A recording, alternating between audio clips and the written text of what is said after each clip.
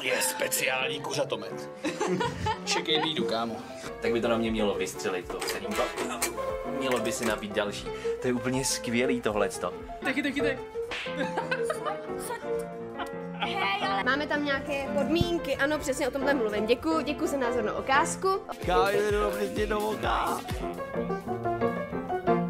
My jsme si to na Showtimeu rozhodně užili.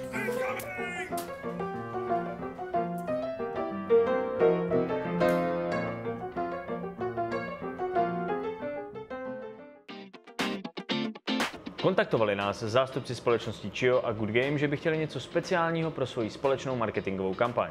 A speciální to teda opravdu bylo.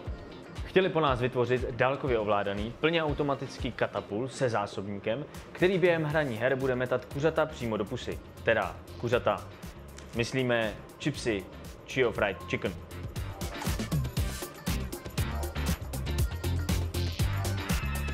A víte, co jsme jim na to řekli? Proč ne? Kdo by si nechtěl zkusit metat kuřata po svých oblíbených streamerech? Stačí na Twitchi poslat emote a náš kuřomet už se postará o zbytek. Mozkem celého systému je mini počítač Arduino rozšířený o různé funkce jako připojení k internetu skrz Raspberry Pi.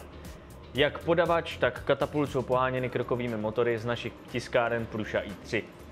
Všechno ostatní jsme si buď vytiskli, a nebo vylaserovali. Takhle pak vypadala samotná výroba.